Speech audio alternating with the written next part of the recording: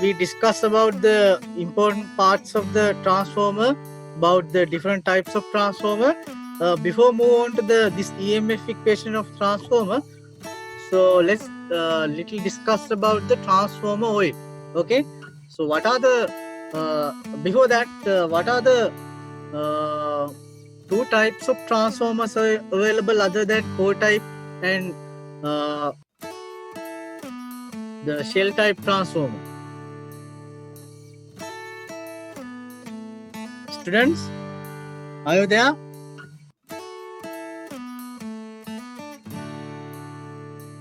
Yes, sir. You are there, no? Okay, so then let's continue.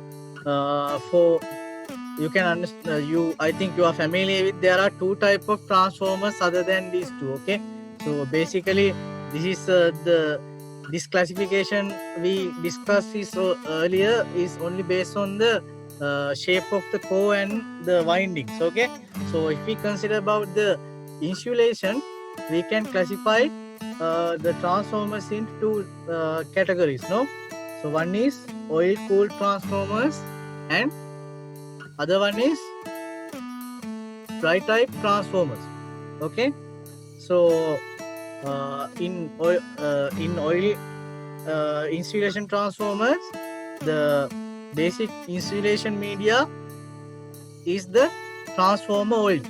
Okay, so whereas in the dry type transformer, what we have is the dry insulation such as mica. Okay, so all the windings and all the terminals are insulated using some dry type insulation material. Okay, the one important thing about those kind dry type of transformers is they are little expensive than the oil type transformers, but they have much better performance than the transformers which having a oil as insulator. Okay, so basically what we are here considering is only about the oil type transformers. Okay, oil type oil insulated transformers. So can you tell me so what are the important properties that transformer oil should have as a insulation material?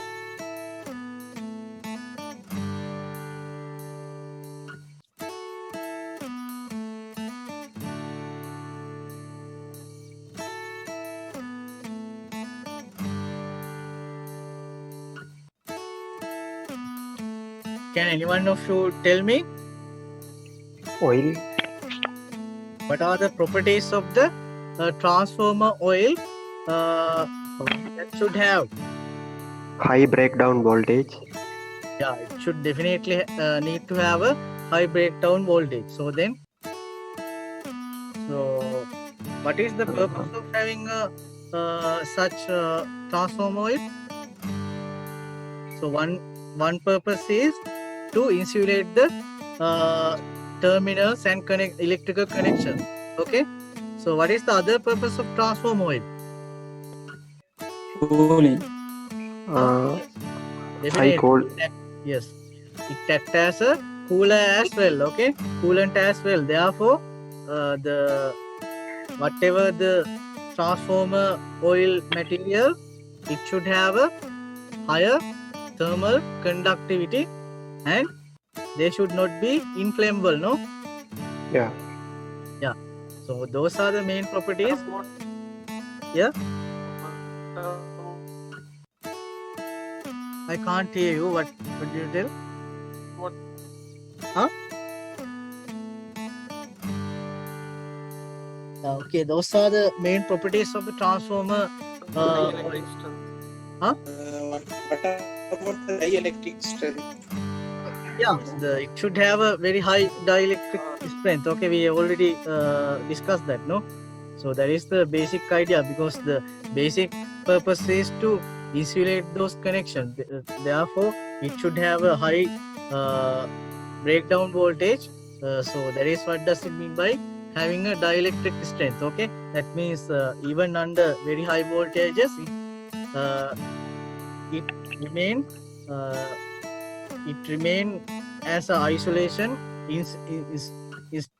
insulation rather than being breakdown. Okay, so those are the basic properties that the transformer oil should have. Okay, so the same properties should have the whatever the dry insulation materials used in dry type transformers. Okay, so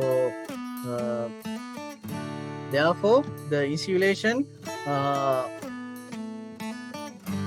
class of the material that we use in a dry type transform should be higher than the transformer oil class. No, so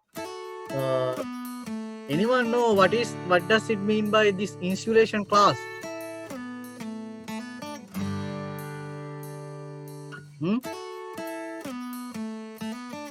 So insulation class is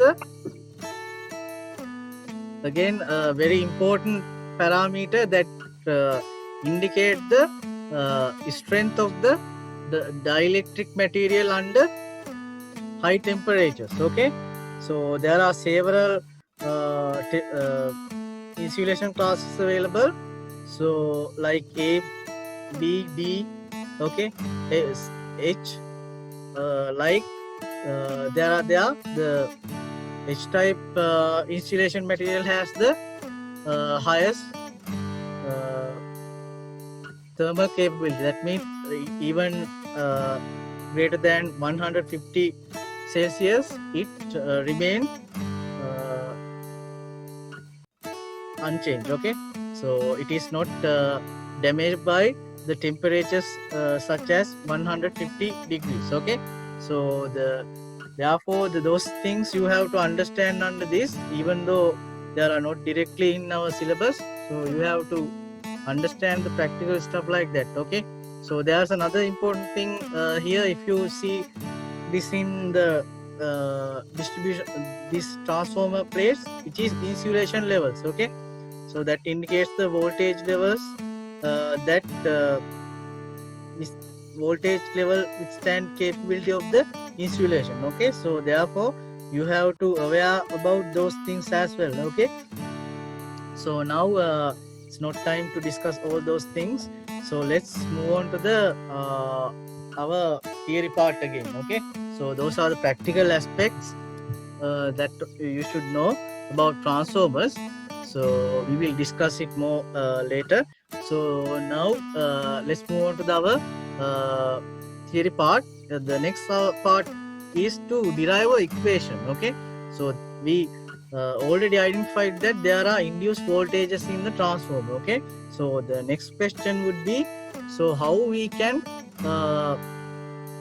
obtain the value of those equations, value of the induced EMF.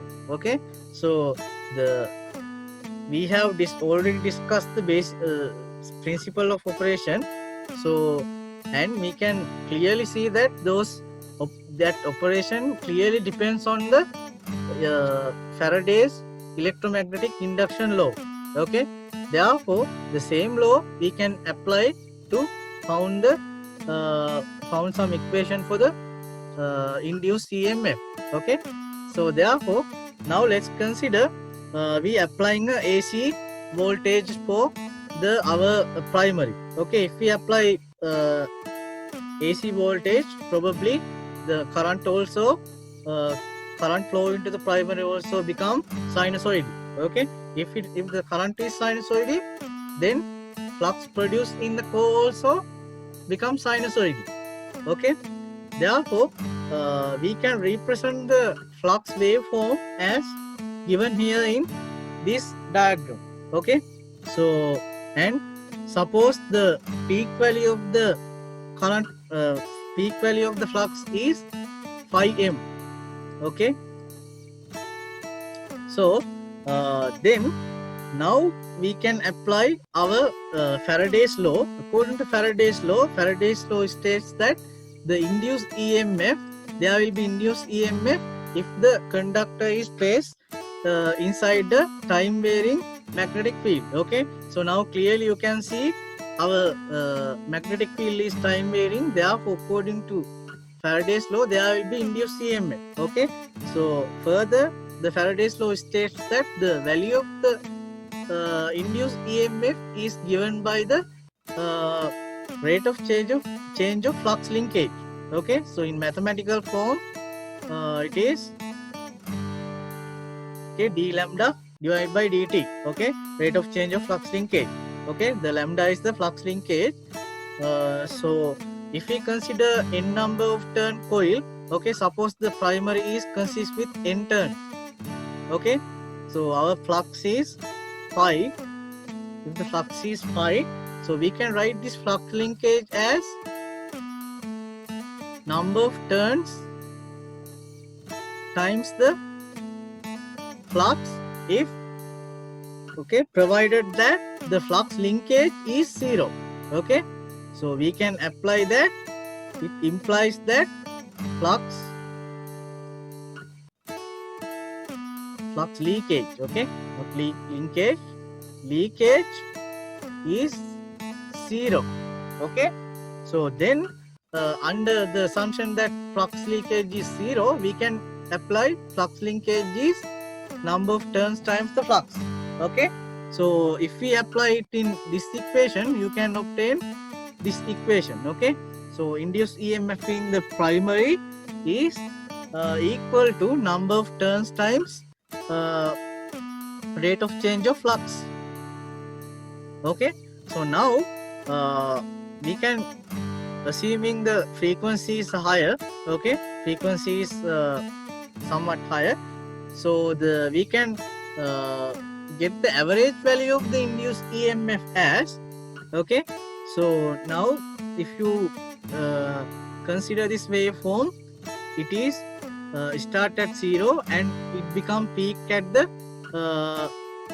this time. Okay, time at this time. Okay, if the frequency is f, so that time can be the part of a cycle. Therefore, it is 1 over f divided by 4, that time. Okay, let's suppose this is t1, so this t1 can be written as 1 divided by 4f. Okay, so that means the quarter of the time of the cycle. Okay, therefore for that time interval, the increase of the flux is pi m. Okay, so the average value can be calculated by applying those values. Okay, so phi m is the peak value of the flux. So when we go from t equals 0 to t equal t1, so the flux is changes from 0 to peak value.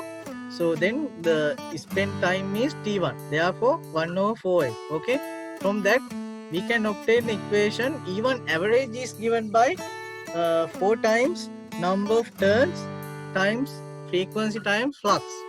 Okay, so now our flux is varying like a sinusoidal signal. Okay, so therefore for sinusoidal signal we know that, so our RMS value can be obtained by multiplying our average value by factor known as form factor. Okay, so this form factor is depend on the shape of the waveform.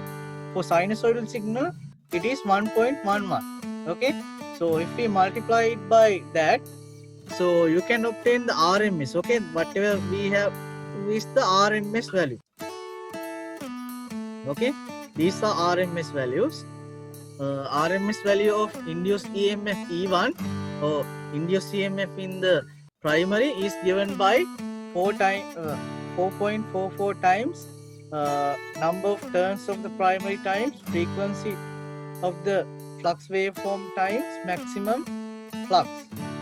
Okay, so that is the basic equation that governs the induced EMF. Okay, so you can clearly see that the induced EMF is depend on the frequency of the flux waveform, that means the frequency of the supply, as well as the maximum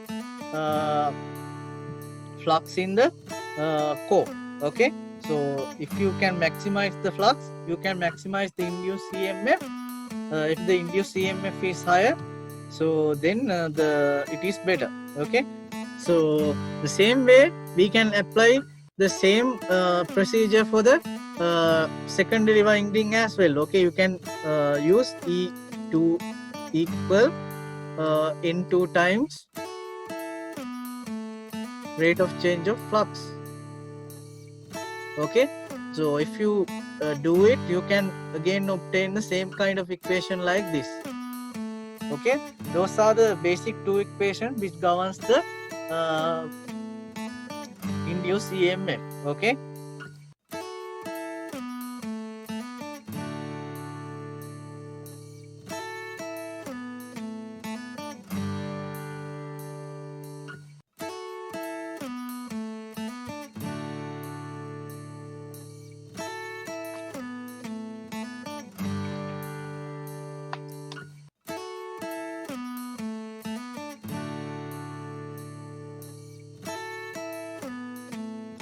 okay, now I think you did understand that part. So next move, now we have already derived equation for the EMF equation. So now let's see. Okay, for example, we have to let's consider about the transformer voltage and current ratios. Okay, so now earlier we have already derived these two equations earlier. Okay, the induced EMF in the primary is given by 4.44 times N1 into the frequency into flux. Okay, actually this should be maximum flux. Okay, maximum flux phi m. So if we consider this as the first equation and this as the second equation, you can divide 2 by 1. Okay, so then you can understand that the E2 divided by E1, that means the induced EMF, the ratio between induced EMF of the secondary and primary is equal to the ratio between the number of turns of secondary to number of turns of primary. Okay, so since for single transformer this ratio remains same, this K we denoted by a constant K, and it is only depend on the transformer. Okay, for transformer it is constant, therefore we call it the transformer constant. Okay, so then if this transformer constant is higher than 1, which means the induced EMF in the secondary is higher than the induced EMF in the primary, or in other words, if the number of turns of the secondary is higher than the number of turns of the primary, we call it the transformer as a step up transformer.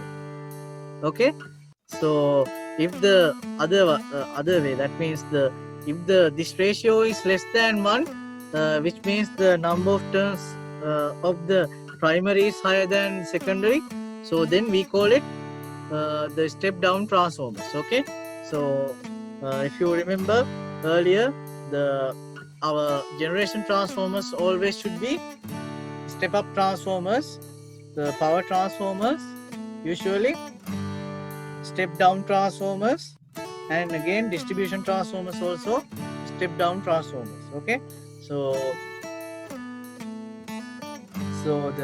these ratios are very important when you do some calculations as well. So first let's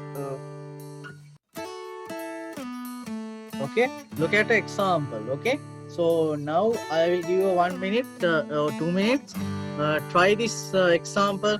Okay, the single phase 50 Hz transformer has 100 turns on the primary and 500 on the secondary winding.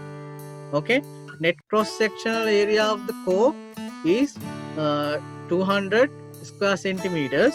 If the primary supply is 240 volt AC 50 Hz supply, first one, find the induced EMF in the secondary.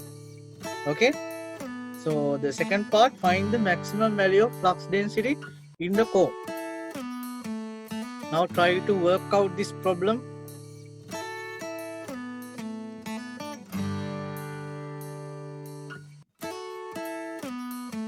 Okay, so what you have to find out is in symbolically you have to find out E2 and maximum value of the flux density, that is phi m.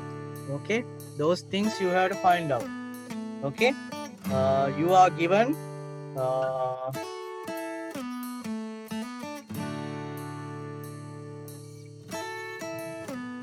okay, V1 is given. Okay, so V1 is given as 240 volt.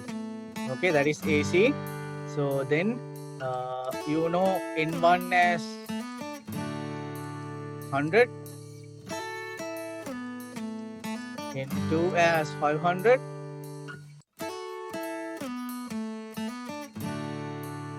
so it is very straightforward. Okay, so you have learned that earlier, that the ratio between E1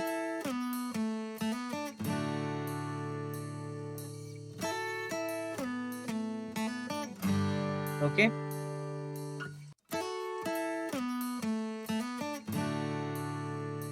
ratio between E1 and E2 are the N1 divided by N2. Okay, so again you can understand that assuming, okay, you have to assume that assuming the primary, okay, assuming primary internal resistance is 0. Okay, suppose R1. Okay, let's denote the resistance of the primary winding is 0. Okay, so if you assume that, so you can understand that the E1 is equal to V1. Okay, therefore E1 can be written as 240 volt. Okay, so now you can use the ratio. Okay, E2 divided by E1 is equal to N2 divided by N1. Okay, this provides us E2 as N2 is 500, this is 100, so this is 240. Okay, 5 into 240. Okay, that is E2. I think got 100 volt. Okay, 1.2 kV. Okay, so that is the first part. So then next part would be cross section is given. You can use this equation. Okay, E1 is equal to 4.44 N1 F phi m. Okay, so only unknown is the phi m. Okay, this is 240, so 4.44 N1 is 100 flux density. Okay, so frequency is 50 Hertz. Okay, now flux can be written as area times flux density. Okay, so therefore Bm can be found as 240 divided by 4.44 into this is 5 into 10 to the power of 3 multiplied by A is 200 into the 10 to the power of minus 4 I think I have all included. Okay, if you simplify that, you can calculate the maximum flux density of the core. Okay, that is how you can use these equations in the calculations. Okay, so when you do the bigger calculations, you as a small part you have to do this kind of simplifications. Okay, so I think hopefully you understand this part.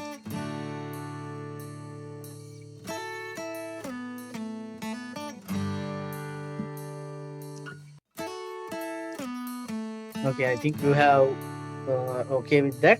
So now let's move on to the important concept of ideal transformer. Okay, so earlier also even without knowing the idea, we have used the properties of the ideal transformer to earlier calculation as well. Okay, earlier we assumed that the internal resistance of the winding is as 0. Okay, which means we assume that there are no losses in our transformer. Okay, that means 100% efficient. We assume that our transformer is 100% efficient. Okay, such transformers can be identified as an ideal transformer. Okay, so that is the actual model of a transformer that we are expect to have in our electrical power system. Okay, so transformer which has 100% efficiency. Okay, but in actual case we don't have such transformers. What we have is about transformers which are having a efficiency is like 98%. Okay, so it's very high, so that we can assume that it is ideal transformer. Okay, therefore even if there are no ideal transformers present, so if the actual efficiency is around 98%, so then we can use the properties of ideal transformer to simplify those transformers. Okay, so if we consider about ideal transformer, following are the properties which ideal transformer has. Okay, the first one is the basic definition is the transformer which has no losses. Okay, so if the transformer has no loss whatsoever, so then we call transformer as ideal transformer. Okay, so then in other words, we can further realize this ideal transformer concept with the resistance. Okay, so if we have internal resistance in the primary or secondary, so then there will be I squared R loss in the transformer. Therefore, in order to transformer to be ideal, the internal resistance of the winding should be 0. Okay, that is another property for ideal transformer. Internal resistance are 0. Okay, so the next property, you can understand that if the total flux produced by primary is not fully in link with the secondary, so then the sum flux become like wastage. Okay, so it is waste if the total flux produced by the primary is not fully mutually coupled with the secondary. Okay, so if that is the case, which means the some losses available in the transformer because due to those leakage flux. Okay, if there are fluxes in such a way that they are not fully coupled with the secondary, those are known as the leakage flux. Okay, for secondary also same. If the secondary produce the flux which is only linked with itself, so then it is a wastage. Okay, so that means there is power loss. Okay, so in an ideal transformer we can't have that. Therefore, in order to transformer to be ideal, the total flux produced by the primary should be fully mutually coupled with the secondary winding. Okay, therefore we said that the ideal transformer has 0 leakage flux. Okay, that is another important property of ideal transformer. Then the next one is another definition for ideal transformer, which is has very high permeability such that the current required to establish the magnetic flux in the core is negligible. Okay, so now if you recall this equation, okay, I think you are very familiar with this equation. Okay, B is the flux density is equal to permeability times magnetic flux intensity. Okay, H is proportional to the current. Okay, so now according to this equation, if mu is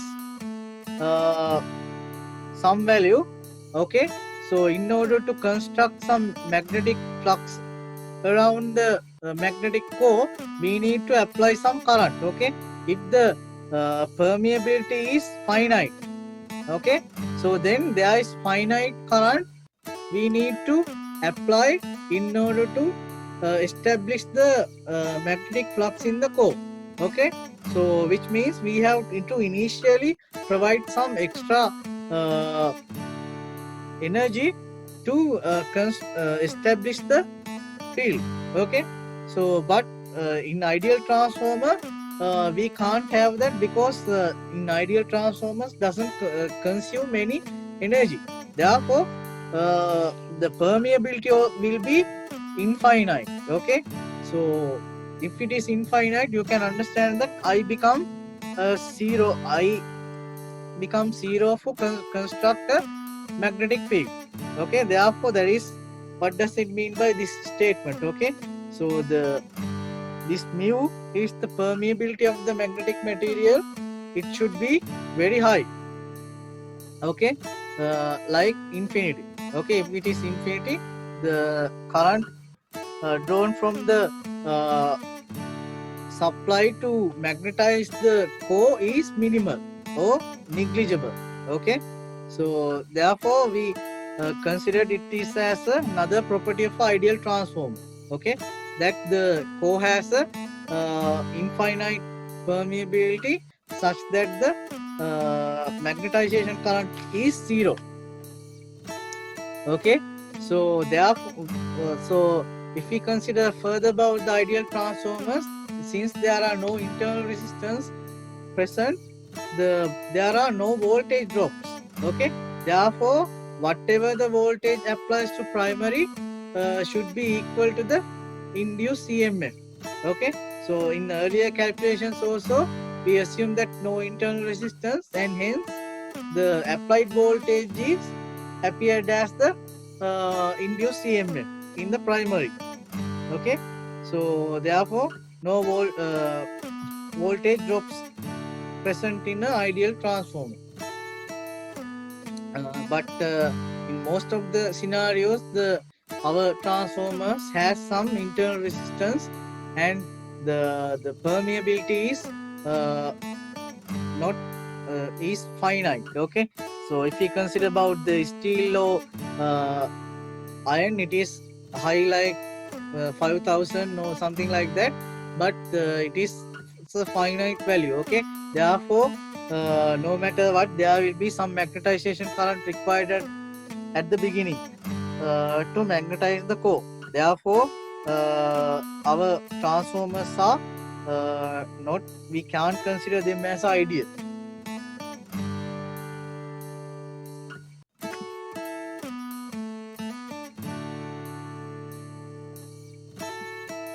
Okay, so now we realize the ideal transformer model. Now we can move on to the next section, that is the current ratio. Okay, in fact this ratio also hold for all the transformers. Okay, so you can understand this as well. Okay,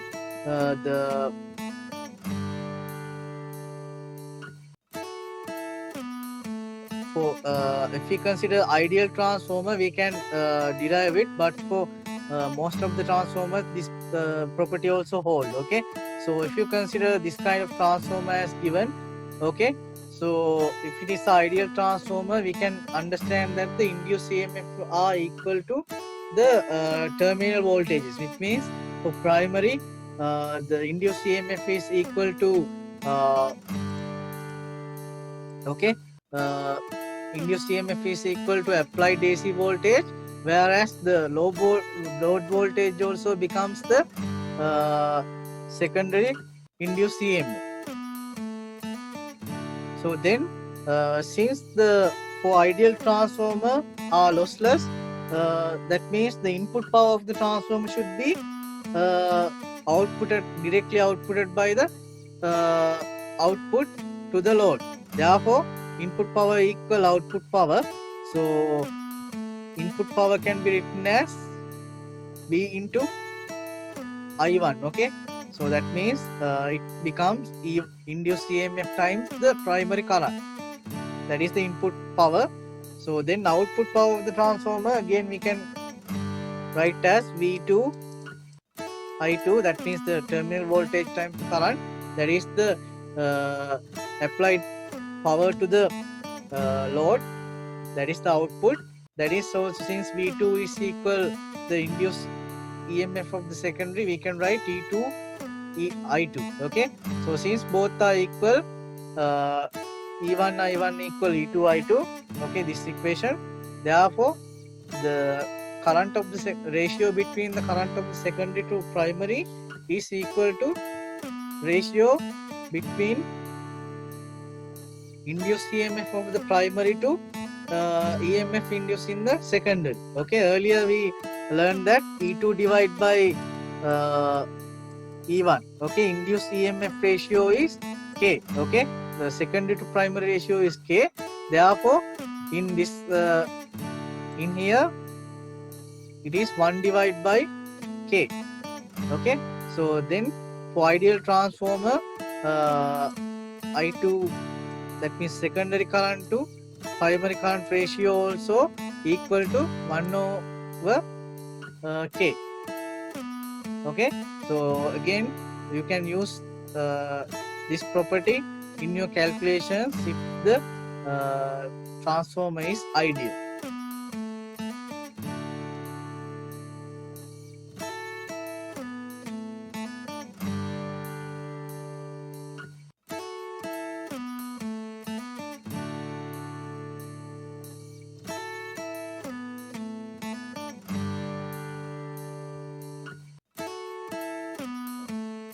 Okay, now we have identified the important properties of ideal transformer. Now, first, before looking into the actual transformer, let's look at the operation of the ideal transformer at no load condition. Okay, at no load condition means there are no load connected to the output terminal, so secondary terminal, which means the secondary current at no load is 0.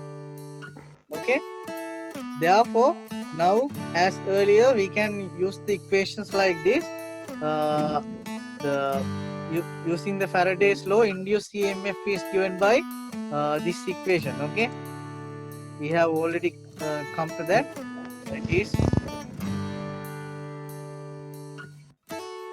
is the number of turns times rate of change of the flux in the core. Okay, so the same way we can write the equation for secondary as well, E2 as like this. Okay, so those both are still hold for the ideal transformers. The at no load condition, what happens is the secondary current is 0. Okay, so now what we are going to do here is try to understand the procedure and construct the phasor diagram to the operation of the transformer. Okay, so now so suppose I take the reference as the current. Okay, I take the reference as the I1 current. Okay, so then since the magnetic field flux phi is this one is produced by the current, so then I1 and flux should be in phase. Okay, they are both should be in phase. Therefore, I can draw the flux phasor as like this. This is the flux phasor. Okay, so now next thing I have to construct the phasor is for the induced EMF. Okay, so now according to the equation, it is like this. Okay, so now you should know that if some equation or some phasor is given by the differentiation, okay, so that means if you use d over dt, okay, you can, when we use the phasors, you can replace it by j omega, okay. Omega is the frequency of the angular frequency of the magnetic flux variation, okay. So therefore if I apply it like this, E1 becomes minus n1 times j omega into 5, okay. So now we see meaning of the multiplication of j omega means you lead the phasor by 90 degrees, but since we have a minus here, which means it is by minus 90, therefore I can draw the phasor E1 as like this, okay. The same way you can understand E2 also same, therefore E2 also should be phased with the E1, okay. If I draw the E2, okay, like this, okay. So you can, when you draw the phasors, you can use this thing, okay. So if you have a integration, which means definitely it is a minus j omega, okay, not minus j omega, 1 over j omega, okay. Okay, these things you can use. I will erase this. So now you can draw the V1 as well. You can understand that this is the, since assuming there are no internal resistance, so this coil is purely inductive, okay.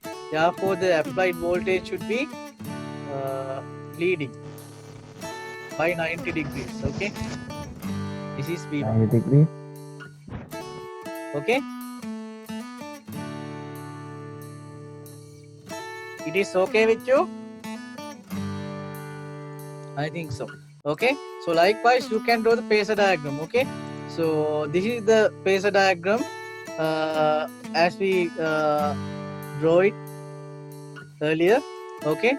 So now the sole purpose of this I1 primary current is to magnetize this core, okay. Therefore the current at no load is known as the magnetization current and denoted by IM, okay. So that is how you construct the phasor diagram and understand the operation by those equations, okay. So likewise, if you know the equations, you should be able to construct the phasors, okay. Phasors like this, it is very easy, okay. Difficult, so think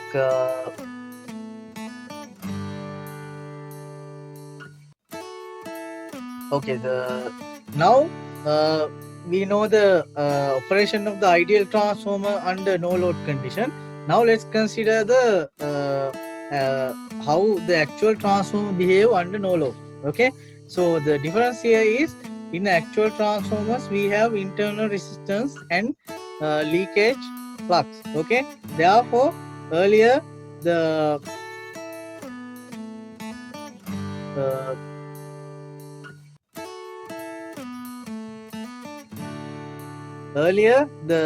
current is perfectly in phase with the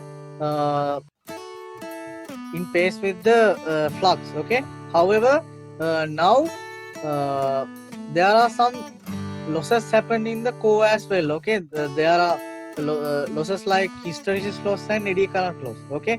So those losses should be additionally the power requirement of the losses should be additionally supplied by this supply, okay. Therefore now this I1 current, the purpose of that is to produce the establish the magnetic field and provide power to those losses. Okay, therefore those losses are normally in a resistive nature. Okay, there are some small copper losses as well due to internal resistance. So those are actually you can earlier see that the current is reactive. That means if we take the product V1 I1 cos phi, okay, since the angle between the voltage and current is 90 degrees, there are no power loss occurs. Okay, however, since we have a power loss, now the angle between the voltage and current now cannot be 90 degrees. Okay, it should have some positive angle. Okay, that means we have some active components as well as reactive component. Okay, so if you draw the actual thing, okay, the phasor diagram, it will be like this. Okay, so still we require to supply this magnetization current. So then there are some active current which supply the power to those losses. Okay, so to accommodate the loss, we have to supply additional current, that is the denoted by IC. Okay, the total current will be the addition of this active component and magnetization component IM. Okay, here we have to take the vector addition rather than that. Okay, so now the if you consider the power factor angle at no load, thus now it is reduced, it is less than 90 degrees now, and therefore if we take the product Vi I naught cos phi, so then it has some value, which means it indicates some power loss occurs in the actual transform. Okay, therefore if we construct the phasor diagram for actual transformer, only difference is now this no load current I naught is no longer in phase with the our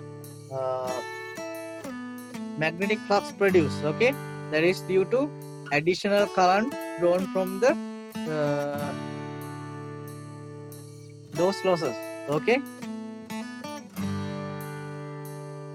so you can note it down if you want. This is the no load operation of the actual transform.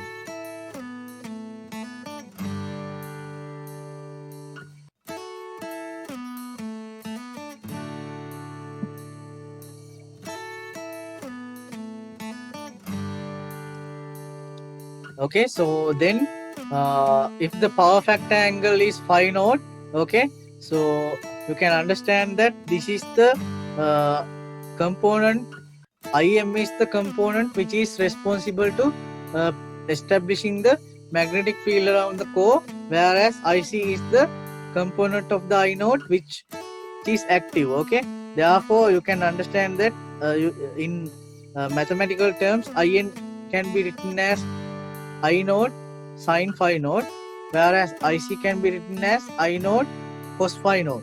Okay, so it is very straightforward. So then the total current is the okay, vector sum of the IM and IC. Therefore I naught can be is the root of the IM squared plus IC squared. Okay, so if the no load power consumption is W naught, okay, so using the since this is a single phase transformer, you can use Vi cos phi, okay, voltage, phase voltage into phase current into power factor. We can use to calculate the no load power consumption. If we calculate that, it will be V1 I naught cos phi naught. Okay, so now earlier we have derived that the active current component IC is equal to I naught cos phi naught. Therefore, W naught can be found by multiplying input voltage times this active component. Therefore, you can understand that these losses are solely represented by the IC. Therefore, IC component is known as the watt full component of the no load current, whereas IM is known as the magnetization current component of the